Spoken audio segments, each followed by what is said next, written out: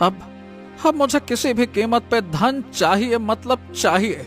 हाँ हाँ।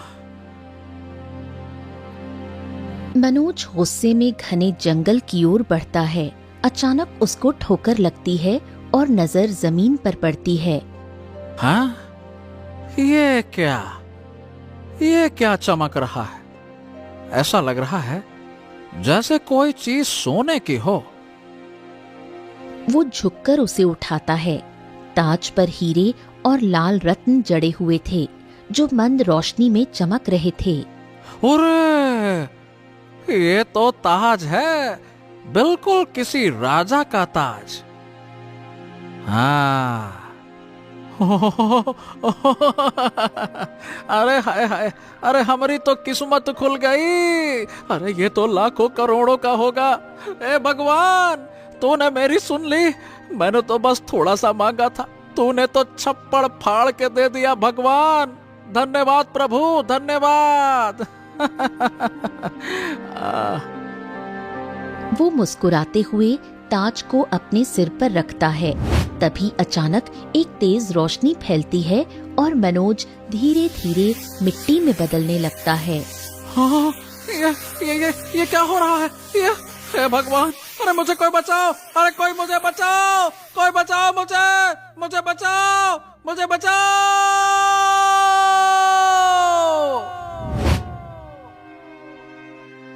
उसकी आवाज थम जाती है। वो पूरी तरह एक मिट्टी के पुतले में बदल चुका था। तभी ताज से एक भयानक हंसी गूंजी।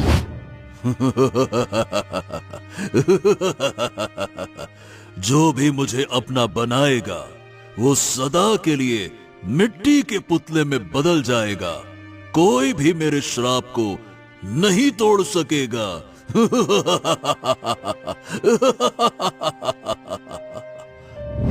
फिर तेज रोशनी के साथ ताज वहां से गायब हो गया। विक्रमगढ़ राज्य में राजा सूर्य प्रताप अपनी रानी के साथ महल में सुखपूर्वक रहते थे। लेकिन एक दिन मेरे पास इतनी शक्ति नहीं है जिस वजह से आसपास के राजा मुझसे डरते नहीं हैं। किसी भी हाल में मुझे अपनी शक्ति बहुत बढ़ानी होगी ताकि मेरा दबदबा आस पड़ोस के सारे राज्यों पर पड़े। तभी एक बूढ़ी दासी आई। क्या हुआ महाराज, आप बहुत चिंता में दिख रहे हैं। नहीं, बस कुछ नहीं, मैं ऐसे ही। महाराज, आपकी चिंता गहरी लग रही है। आप बताइए, शायद मैं मदद कर सकूं। अब अरे भाई, तुम तो एक दासी हो, वो भी बूढ़ी दासी। भला तुम हमारी क्या मदद कर सकती हो? ऐसा मत कहिए महाराज, मैं शरीर से बूढ़ी सही पर बुद्धि से अभी जवान हूँ। आपकी सहायता कर सकती हूँ, बस एक बार मुझे आजमा कर देखिए। अच्छा चलो ठीक है, तो सुनो। बात यह है कि हम अपनी शक्ति बढ़ाना चाहते हैं ताकि हम सर्वशक्तिमान राजा बन जाएं, आस पड़ोस के राज्यों पर हमारा दबदबा हो और हमारे सामने कोई खड़ा ना हो सके। इतनी सी बात और आप चिंता कर रहे थे महाराज? हैं? अरे तुम ये कैसे कर पाओगी? बताओ, मैं करने को तैयार हूं। बताओ क्या करना है। महाराज, मेरा एक मित्र है जो तांत्रिक है और उसने अघोर विद्या प्राप्त कर रखी है। आप उसके पास जाइए, वो आपको ऐसा उपाय बताएगा जिससे आपकी सारी इच्छाएं पूरी हो जाएंगी। ओह, ये तो बहुत अच्छी बात है। चलो आज ही उससे मिलने चलते हैं। चलो। उसी समय मंत्री आ जाता है। महाराज की जय हो, महाराज की जय हो। क्या बात है महाराज, आप दोनों क्या गुफ्तगू कर रहे थे? मतलब कि क्या बातें कर रहे थे? कुछ नहीं, बस ऐसे ही हाल चाल। महाराज और दासी बाहर जाने लगते हैं। मंत्री जी, हम अभी थोड़ी देर के लिए बाहर जा रहे हैं, आप राज्य का ध्यान रखिएगा। महाराज, क्या मैं जान सकता हूँ कि आप कहाँ जा रहे हैं? आप बस इस राज्य का ध्यान रखिए, मैं जल्द ही आ जाऊंगा, ठीक है? राजा और बूढ़ी दासी राजमहल से निकलते हैं। हाँ, ये दासी भी महाराज के पीछे पीछे जा रही है। इसकी नीयत ठीक नहीं लगती। मैंने कितनी बार कहा था महाराज से कि दूर रहिए, दूर रहिए, पर सुनते ही नहीं हैं। अब महाराज जो ठहरे, कहाँ सुनेंगे हमारी।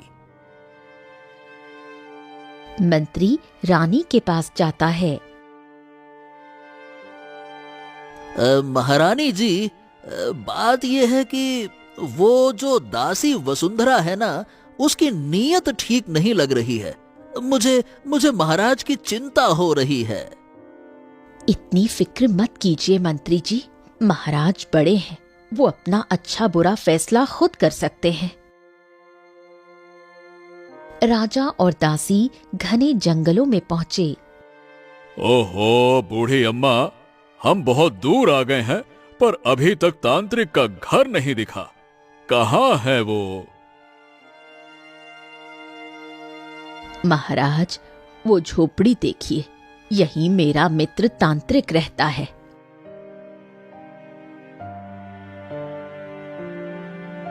दोनों झोपड़ी में प्रवेश करते हैं। बगड़बम बगड़बम बगड़बम, आइए महाराज, मैं आपके लिए क्या कर सकता हूँ? तुम कैसे जानते हो कि मैं कौन हूँ? मुझे हर एक चीज का आभास रहता है महाराज।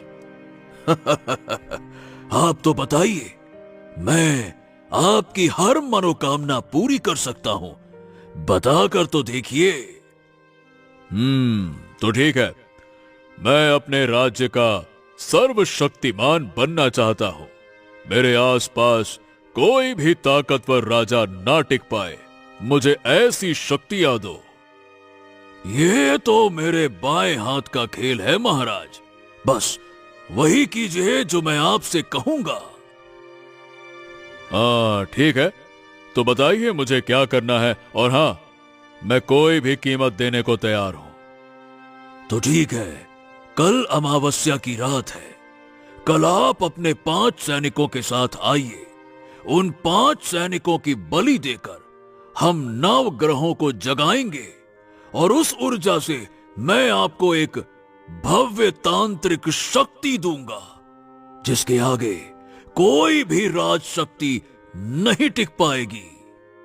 क्या बात कर रहे हैं? सच में ऐसा हो सकता है क्या? बिल्कुल हो सकता है महाराज, बस इसके लिए 5 सैनिकों की बलि की आवश्यकता है, तभी ये तंत्र पूर्ण होगा। हाँ तो ठीक है, हम कल ही अपने 5 सैनिकों के साथ आएंगे, आप बस बलि की तैयारी करिए। राजा वहां से चला जाता है। बगड़बम बगड़बम बगड़बम। तुमने बहुत अच्छा किया, आखिरकार महाराज को मेरे पास ले ही आई। क्यों नहीं, आखिर मैं इतने सालों तक इसी दिन का इंतजार कर रही थी कि कभी राजा मेरी बातों में आ जाए। अब बस हमने जो चाहा है वो होकर ही रहेगा।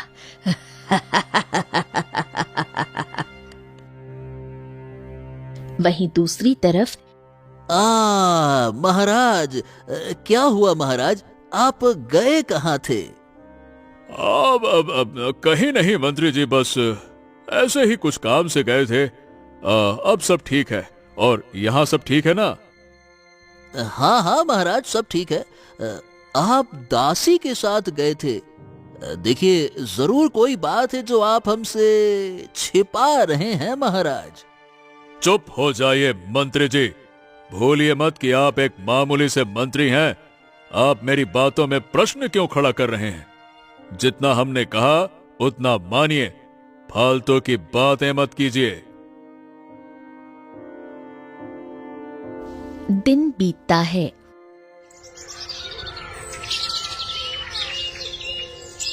और अगली सुबह महाराज 5 सैनिकों को लेकर महल से निकल पड़ते हैं। आहा, अब ये महाराज 5 सैनिकों को लेकर कहां जा रहे हैं? शाम होने के वक्त मुझे इनका पीछा करना चाहिए। जरूर कोई बात है जो वो मुझसे छिपा रहे हैं।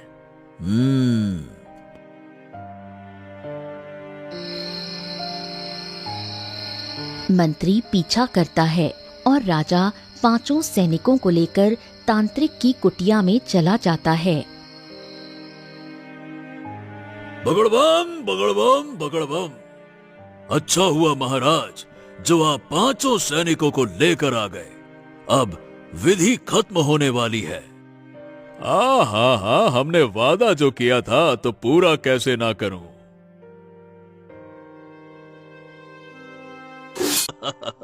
कोई भी आपके इस ताज के सामने टिक नहीं पाएगा।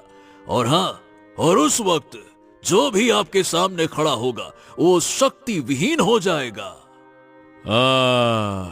चलो, मुझे 5 सैनिकों की बलि देने का कोई अफसोस नहीं है, जब मुझे इतना बड़ा फल मिल गया है।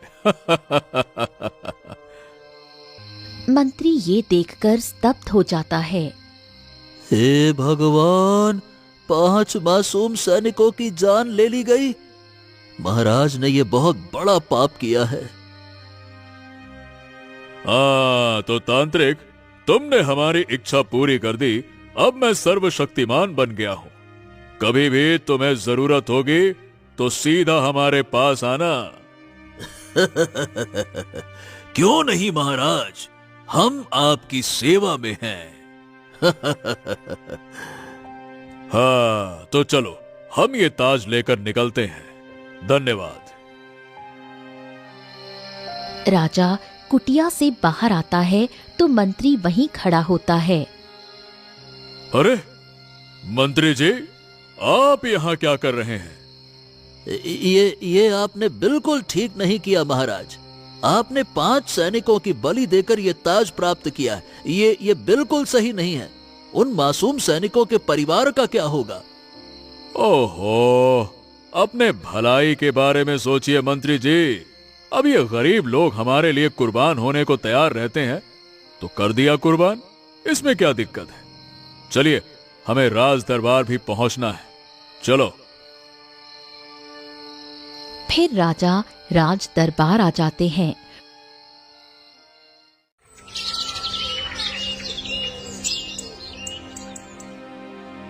और अगली सुबह जैसे ही वो ताज पहनकर राज दरबार में बैठते हैं। क्यों, तूने महाराज का ताज देखा? ओए होए होए होए होए, कितना अद्भुत है। ऐसा ताज तो किसी राजा के पास नहीं है।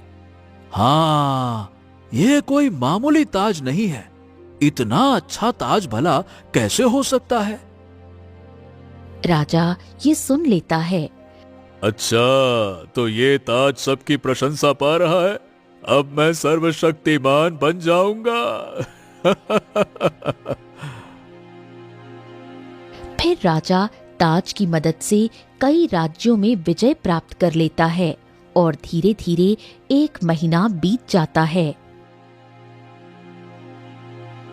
महाराज, जब भी आप ये ताज पहनते हैं ना, तो मुझे वो 5 मासूम सैनिक याद आ जाते हैं। सही बताऊं, आपने बहुत गलत किया है।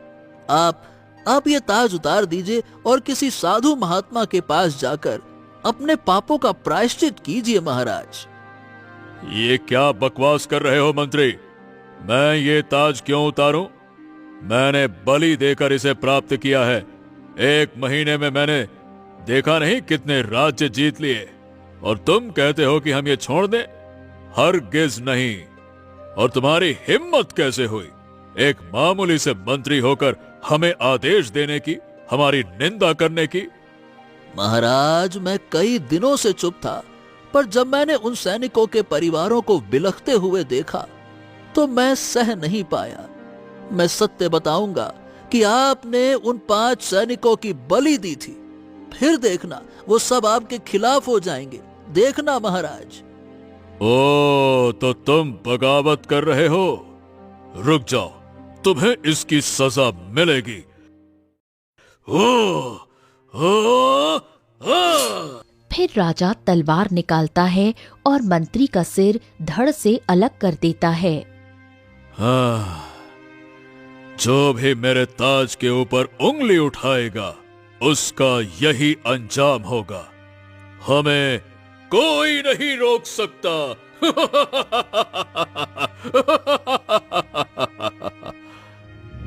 तभी तेज रोशनी फैलती है और एक साधु प्रकट होते हैं। राजन, तू अपनी शक्तियों में बहुत मगरूर हो गया है। तूने निर्दोषों का रक्त बहाया है। 5 सैनिकों और एक मंत्री का तूने खून बहाया। मैं तुझे श्राप देता हूं कि तेरी जिंदगी में मुश्किलें बढ़ेंगी और सभी औरतें मिट्टी की मूर्ति बन जाएंगी। ओ साधु, तू मेरा कुछ नहीं बिगाड़ सकता। अरे मैं सर्वशक्तिमान हूं। ये ताज है तो मेरे सामने सब झुकेंगे। यार, आप श्राप की बातें मेरे सामने मत कर। अचानक पूरे महल में तेज रोशनी फैलती है। हाँ, ये क्या हो रहा है? ये कैसी रोशनी है? ये क्या हो रहा है मेरे साथ? ये महल की सारी औरतें मिट्टी के पुतलों में बदल जाती हैं।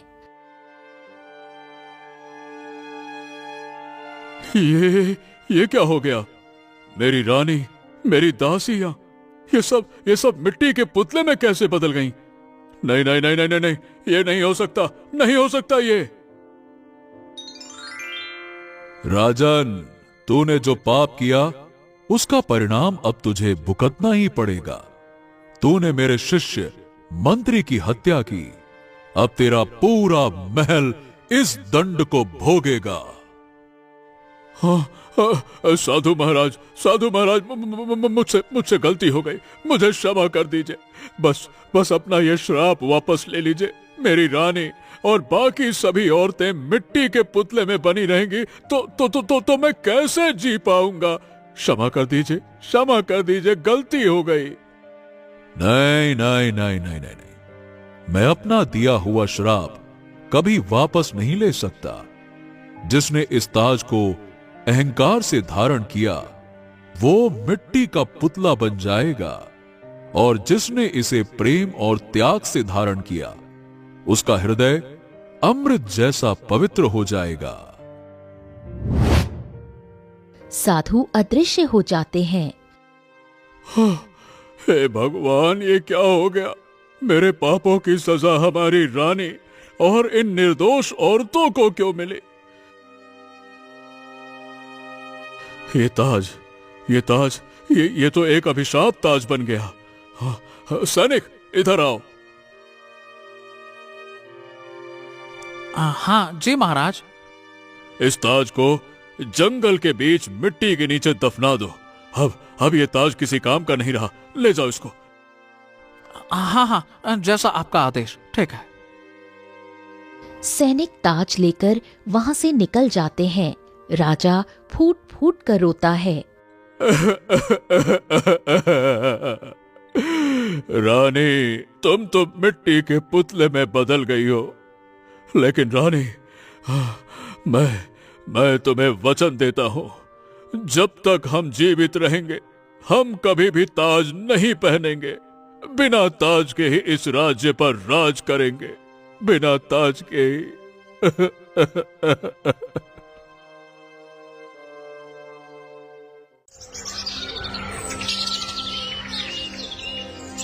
6 महीने बीत जाते हैं और पूरे गांव में अफवाह फैल जाती है।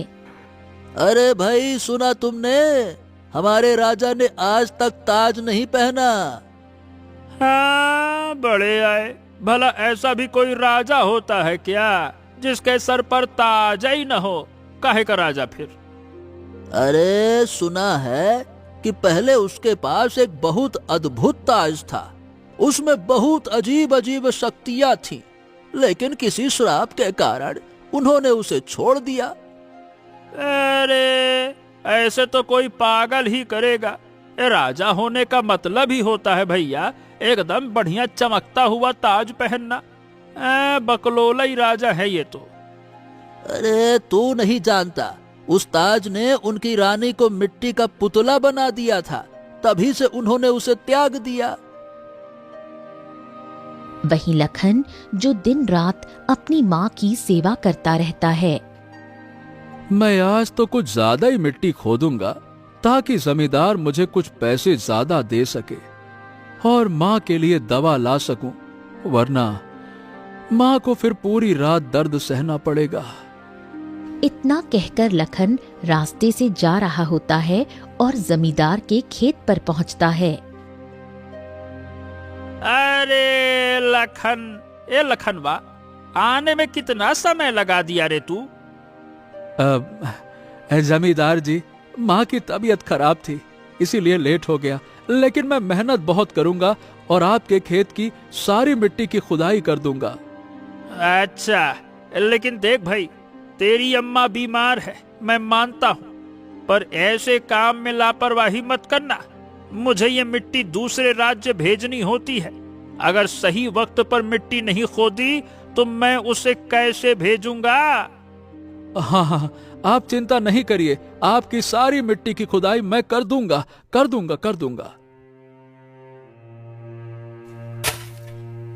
फिर लखन सुबह से लेकर शाम तक पूरे खेत में मिट्टी की खुदाई करता है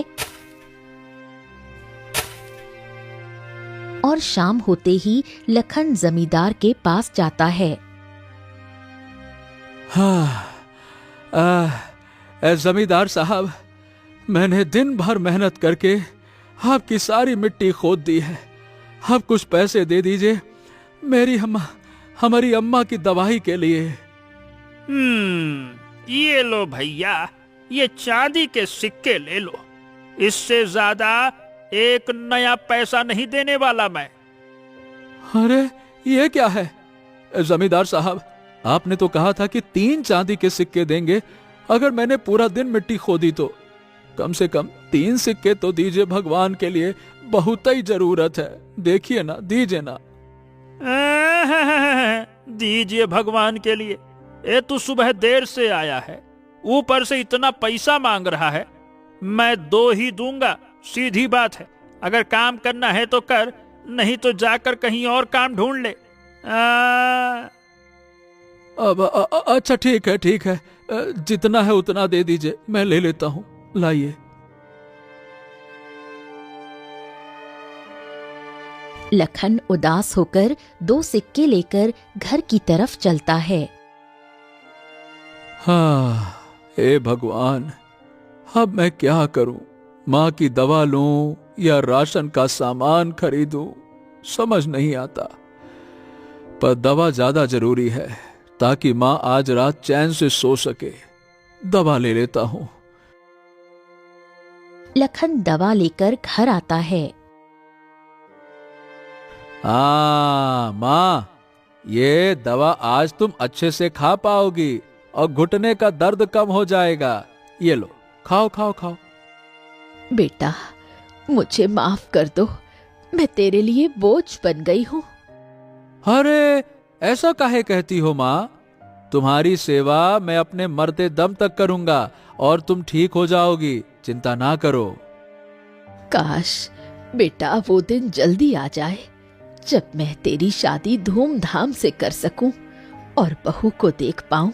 मरने से पहले मैं तेरा घर बसा हुआ देखना चाहती हूँ। माँ, तुम चिंता बिल्कुल ना करो, तुम 100 साल जियोगी, 100 साल।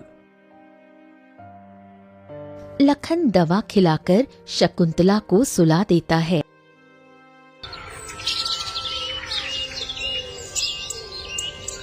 और अगले दिन सुबह जल्दी निकल पड़ता है।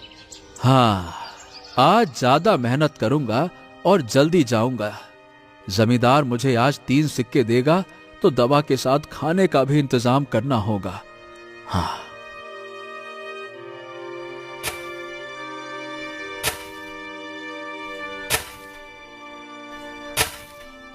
दिन भर मिट्टी खोदने के बाद शाम ढलने लगती है। हाँ, मैंने सारी खुदाई तो कर दी, पर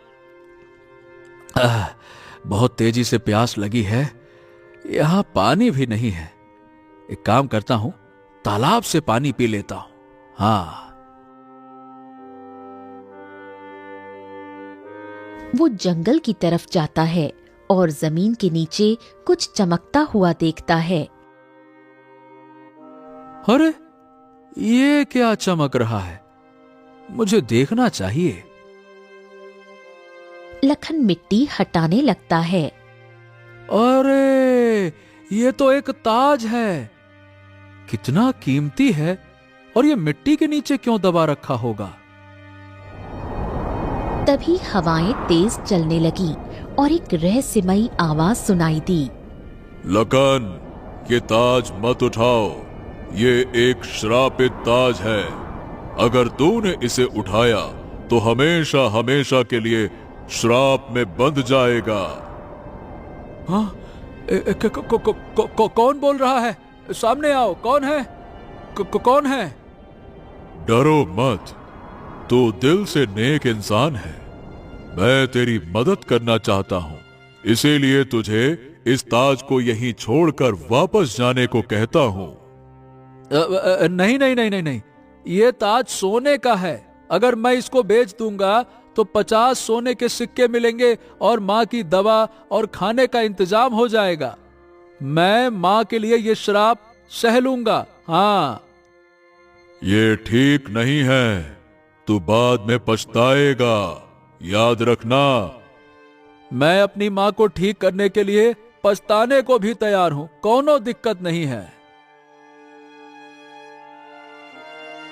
लखन ताज लेकर जल्दी से गांव की तरफ गया।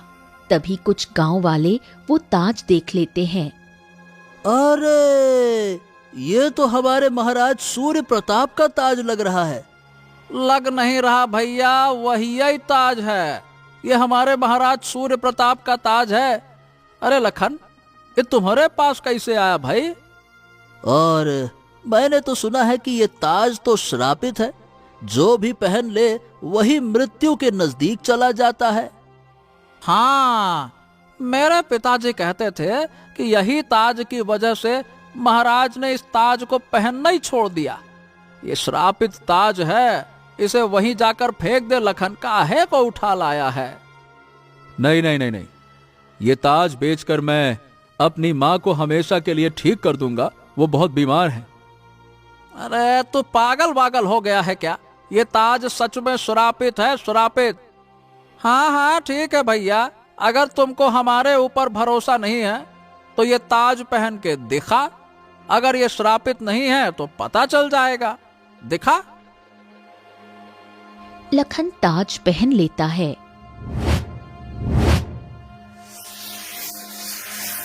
अरे दादा, रे दादा, ये देखो, ये लखन तो मिट्टी के पुतले में बदल रहा है। हे भगवान! कुछ ही पल में लखन का पूरा शरीर मिट्टी का पुतला बन जाता है। लो भैया, हे भगवान, हे लखनबा, कहाँ तू? देखा, ये सच में श्रापित निकला। अब हम क्या करें इस पुतले का? अरे करना क्या है, इसकी बूढ़ी अम्मा परेशान होगी। चलो इस पुतले को ले जाकर इसकी अम्मा को दे देते हैं। चलो। हाँ ठीक है, चलो। गांव वाले लखन के पुतले को उठाकर उसके घर ले जाते हैं। अरे, ये किसका पुतला है? आप ये किसका पुतला लेकर आए हो? अब माफ करना काकी, ये कोई और नहीं, आपका बेटा ही है। ये ताज पहनने की वजह से तुम्हारा बेटा अब इस मिट्टी के पुतले में बदल गया है। हमें माफ करना, हमने तो बहुत समझाया लेकिन ये सुना ही नहीं। नहीं नहीं, ऐसा नहीं हो सकता। मेरा बेटा मिट्टी का पुतला नहीं बन सकता। हे भगवान, अगर मेरा बेटा मिट्टी का पुतला बन गया है तो मैं जीकर क्या करूं? मुझे भी उठा लो, मैं जीना नहीं चाहती। मुझे भी मार डालो। मेरा बेटा वापस दो, मेरे बेटे को जीवित कर दो।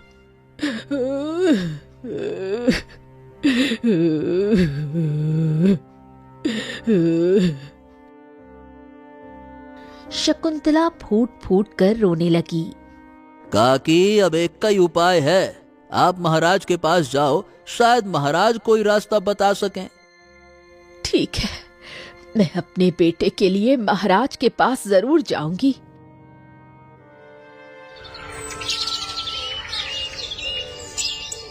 शकुंतला जैसे तैसे राजमहल पहुंची और सिंहासन पर बैठे उदास राजा के पैर पकड़ लिए। महाराज, मेरे बेटे को बचा लीजिए, वो मिट्टी के पुतले में बदल गया है। मैं कुछ भी नहीं कर सकती हूँ, बस मेरे इकलौते सहारे को बचा लीजिए। ये क्या कह रही हो तुम?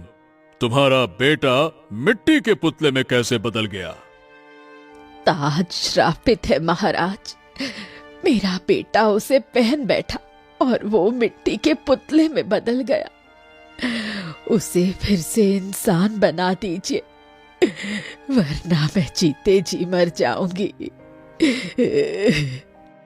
हाँ, देखो मुझे माफ कर दो, मैं इस मामले में कुछ नहीं कर सकता।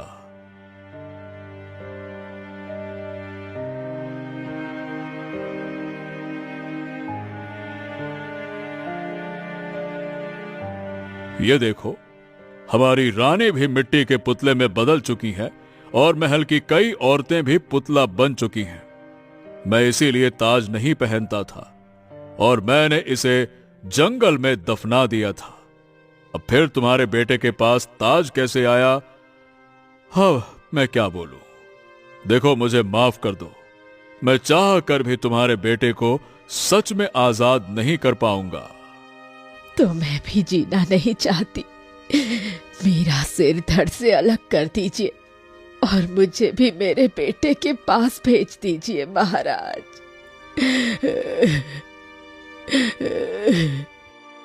ओहो, ठीक है, बस बहुत हो गया। तुम्हारे बेटे और सारी औरतें मूर्ति से तभी वापस आएंगी जब वही साधु महाराज कोई उपाय बताएंगे, वही साधु जिन्होंने ताज को श्राप दिया था। वो साधु महाराज हमें कहाँ मिलेंगे? वो घने जंगलों के बीच एक कुटिया में रहते हैं। चलो, हम तुम्हें ले चलते हैं। राजा और शकुंतला घने जंगल की ओर निकल पड़े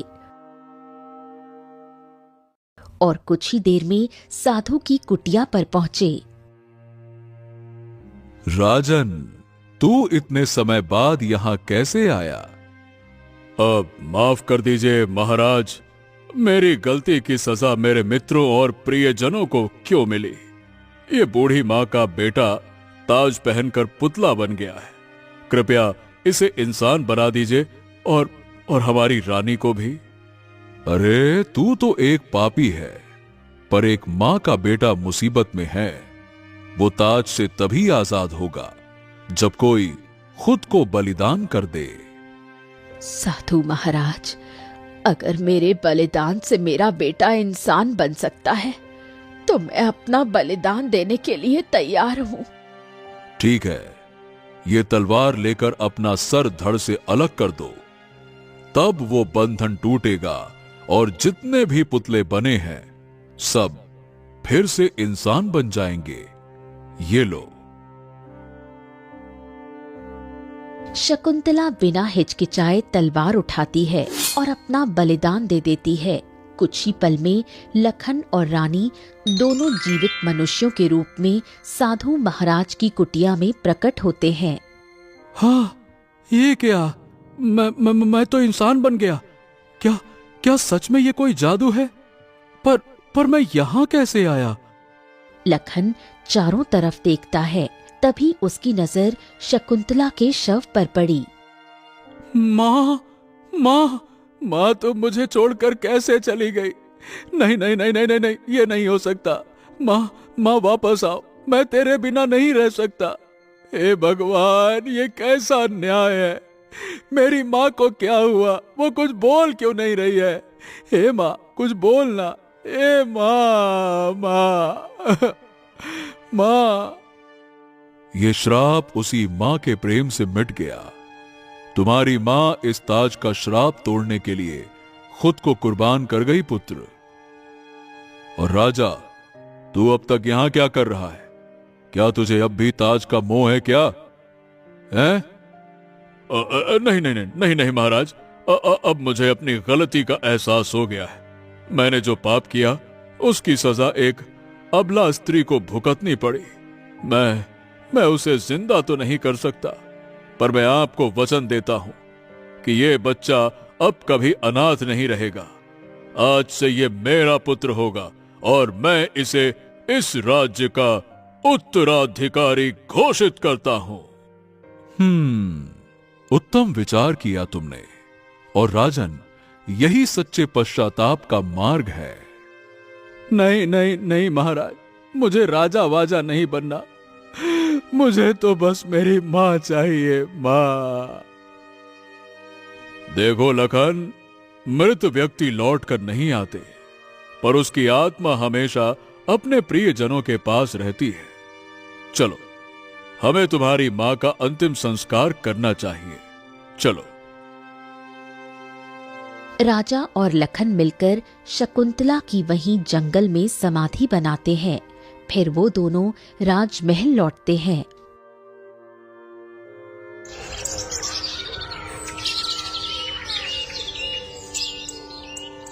महाराज, आपने अति उत्तम कार्य किया है। ये बालक आज से हमारा पुत्र होगा। इतने वर्षों से हमारी कोई संतान नहीं हुई। शायद इसी क्षण का हमें इंतजार था। हाँ रानी, आज से ये ताज और ये राज्य इसी का है। राजा वही ताज उठाकर लखन के सिर पर रख देता है। हाँ महाराज, महाराज, मैं पुतला क्यों नहीं बना? क्योंकि अब श्राप पूरी तरह टूट चुका है। तुम्हारे सिर पर ताज नहीं, तुम्हारी माँ का आशीर्वाद है। यही कारण है, उन्हीं की वजह से तुम इंसान बन सके। हाँ पुत्र, अब राज्य को एक सच्चा और न्यायप्रिय राजा मिल गया है। हमारे सारे पाप कर्म अब समाप्त हो गए हैं। महाराज, मैं पहले अपनी माँ की समाधि पर जाना चाहता हूँ। अरे, तो इसमें पूछने की क्या बात है पुत्र। चलो, हम भी तुम्हारे साथ चलते हैं। दोनों शकुंतला की समाधि पर पहुंचते हैं। लखन मिट्टी को छूकर बोलता है, माँ, माँ, मैं एक साधारण इंसान से राज्य का राजा बन गया। पर देखो, आज इतना सब कुछ होते हुए भी तुम मेरे पास नहीं हो। मैं तुम्हें खो बैठा। ये ताज मेरे सिर पर है, मगर तुम्हारे बिना सब अधूरा लगता है। माँ, तेरी याद हमेशा मेरे साथ रहेगी माँ, हमेशा हमेशा। अचानक समाधि से एक मधुर रहस्यमयी आवाज गूंज उठी। बेटा, तू रो मत। तू कभी अकेला नहीं है। मैं हमेशा तेरे साथ रहूंगी। हाँ हाँ, क्या सच में माँ, तुम मेरे साथ रहोगी? हाँ बेटा, जब तक तू न्याय के मार्ग पर रहेगा, मैं तेरे हृदय में जीवित रहूंगी।